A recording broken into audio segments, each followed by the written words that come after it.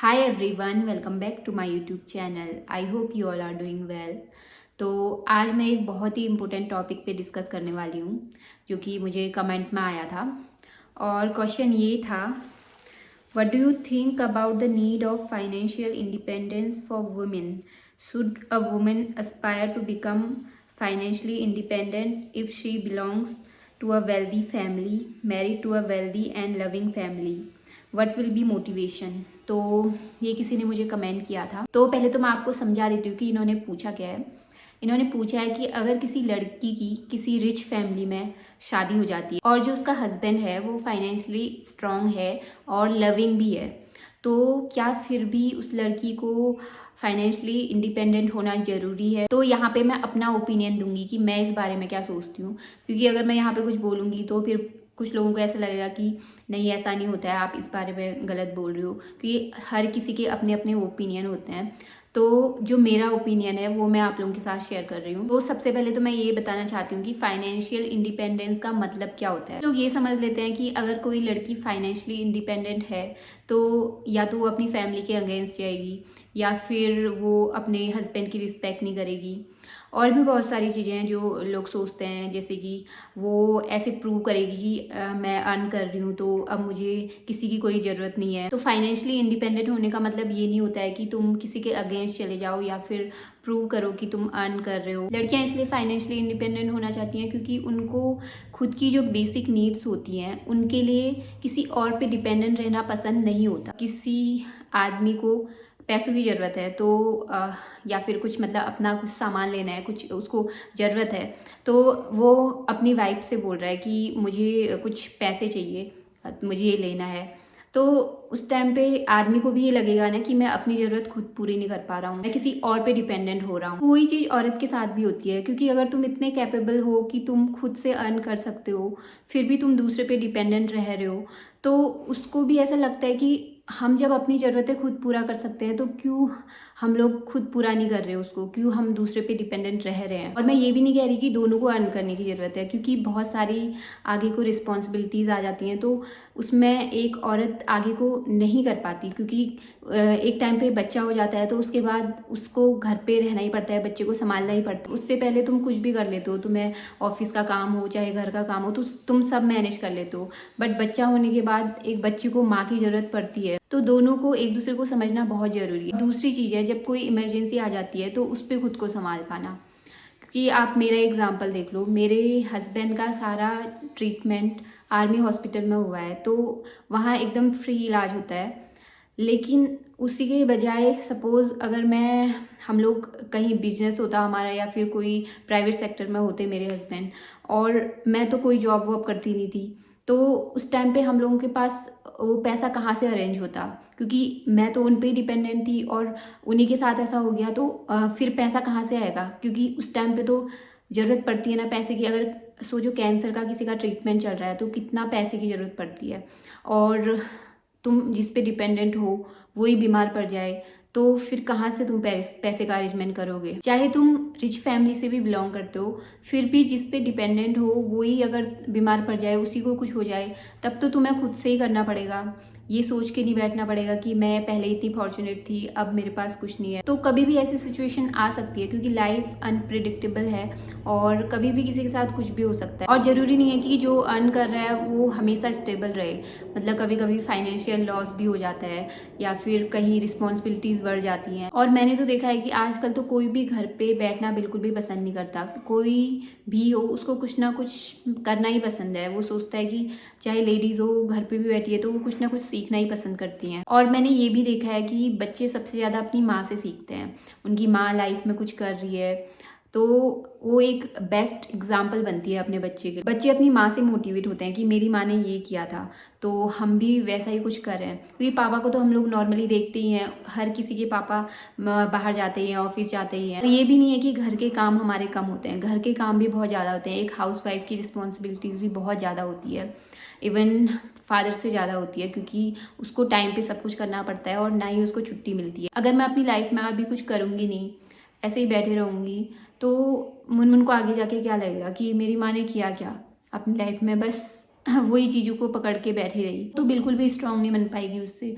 मुझे ऐसा कुछ करना पड़ेगा जिससे कि मेरा बच्चा स्ट्रांग बन पाए आगे। तो आई होप आप लोगों को मेरा ये पॉइंट समझ में आया होगा कि मैंने किस बारे में बोला है ये। और कुछ लोगों को शायद नहीं भी आएगा, क्योंकि उन लोगों को बीच में से कुछ ना कुछ पार्ट निकाल के उसको मेरी लाइफ से रिलेट करना होता है।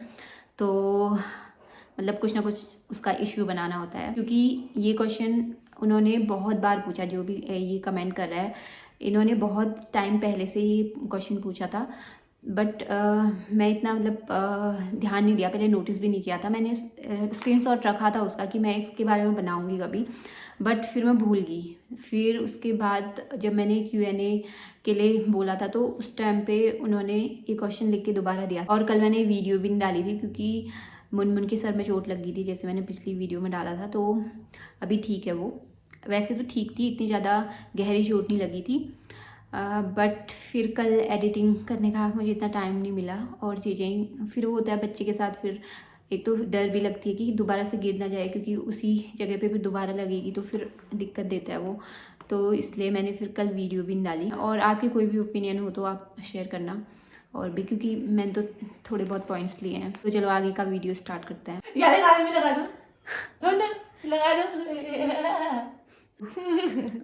वैसे हम लोग इतना ज़्यादा इस चीज़ को मानते नहीं है, लेकिन डर भी लगता है ना बच्चों के साथ, तो काला टीका लगाना ही पड़ता है। और बहुत सारे लोगों ने बोला था कि काला टीका लगाया करो, तो इसलिए हमने आज काला टीका लगाया है मुनमुन का। तो अभी बनाते हैं डिनर। अभी थोड़ी सोई थी, क्योंकि मेरा जो राइट साइड का पीछे से दांत आ रहा है। मतलब वैसे नॉर्मली मेरे 28 दांत है मतलब टोटल, तो उसमें क्या हो रहा है, मेरा स्पेस बहुत कम है, तो उसके लिए जगह ही नहीं बच रही है। तो मैं दिखाने के लिए गई थी, तो डॉक्टर ने पता नहीं क्या छेड़छाड़ किया इसमें, और ज़्यादा दर्द सा होने लग गया। तो थोड़ी देर सो गई थी। फेस में भी थोड़ा स्वेलिंग सी आ रही है आज मेरे, उसकी वजह से। अभी बनाते हैं डिनर। मुनमुन का यहाँ पे पता नहीं क्या चल रहा है। मुनमुन के पुराने वाले डायपर हैं, संभाल के रख लेते हैं मम्मा। ऐसे ही संभाल फेंक भी तो नहीं सकते। हाँ पापा दे दो, पापा वाला डायपर। क्या? पापा वाला डायपर ले दो। पर्पल वाला डायपर कितने? अच्छा, इसमें रख रखे थे मैंने, अभी इसने निकाल दिया। इसमें सारे इसके पुराने कपड़े हैं। मम्मा पापा ढूंढ ढूंढो, अब सारे फेंक देगी। हाँ ये तो है। टोपी भी ले आओ, टोपी भी पहना दो अपने डैडी को, ये पिंक वाली। हाँ ये तो आपको भी फिट हो जाएगी। हाँ। खाली ये टोपियाँ लेके रख रखी हैं, एक भी टोपी पहननी नहीं है इसे। देखो। तो मैं सोच रही थी कि पूरा व्लॉग जो मैं बनाऊंगी तो जो टॉपिक था उस पर ही बात करूंगी, बट हो नहीं पाया, क्योंकि उतना ज़्यादा मतलब फिर बोला भी नहीं जाता ना। थोड़ा बहुत उसके बारे में डिस्कस कर लो, बाकी व्लॉग दिखा लो। तो स्टार्टिंग में वो टॉपिक ले आई थी।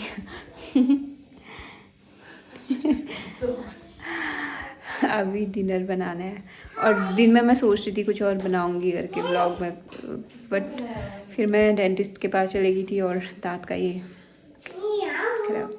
हाँ देख लिया।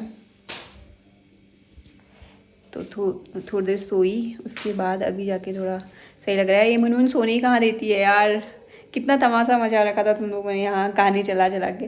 सर में इतनी दर्द हो रही थी, बार बार आके मम्मा उठ जाओ, अभी देखो सुबह हुई है, पता नहीं क्या बोल रही थी। उठ जाओ मम्मा उठ जाओ, सोने नहीं देती है। हाँ सोते नहीं है अभी, उठ जाओ मम्मा, खाना बनाओ, डिनर बनाओ। चलो डिनर में क्या बनाया मुनमुन, क्या बनाया डिनर में? तो सबको सुना एक करके। यहाँ पे बैठ जा। चलो आज के लिए कुछ मिल गया हमें ये डायपर। चलो थोड़ी देर अब उसी से लगी रहेगी, वरना फिर वो कुछ ना कुछ मम्मा ये दे दो, पानी मांगते रहती है आजकल। तो पानी दे दो पानी दे दो, और पूरा बेड में पानी गिरा देती है। देखो यहाँ पे तो ये किचन के सारे खुद ही लाके यहाँ पे फैला दिए, फिर यहाँ पे पानी गिरा दिया था और यहाँ पे मैट बिछा दिया है ना। क्या खाओगे? मैं सोच रही हूँ आज वो बनाऊँ, आलू हैं, आलू और मटर की सब्जी। हाँ क्योंकि मेरे दांत में भी खाया नहीं जाएगा, तो थोड़ा मतलब नहीं, रोटी खा लूँगी, रोटी खा लूँगी, कुछ नहीं होगा। लगा दिया उससे। हाँ मैं कल गई थी सब्जी लेने और सारी सब्जी लाई हूँ, टमाटर भूल गई जो कि मेन ख़त्म हो रखे थे, वही चीज़ भूल गई हूँ। सब्जी पूरी वैसी लगी रहती है, टमाटर अलग साइड पे लगे रहते हैं, दूसरे साइड पे प्याज टमाटर, तो उनका याद ही नहीं रहता।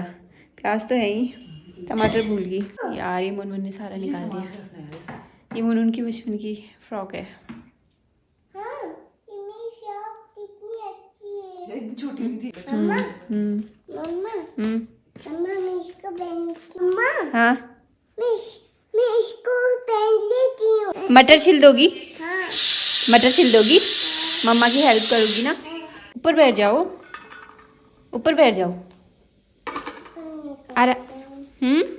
बैठना नहीं है? मैंने सारी छिलके रख दी हैं, अभी अपने आप निकालेगी यहाँ पे। चलो अब खाना खा लेते हैं। आज हम लोगों ने बनाया है आलू मटर की सब्जी।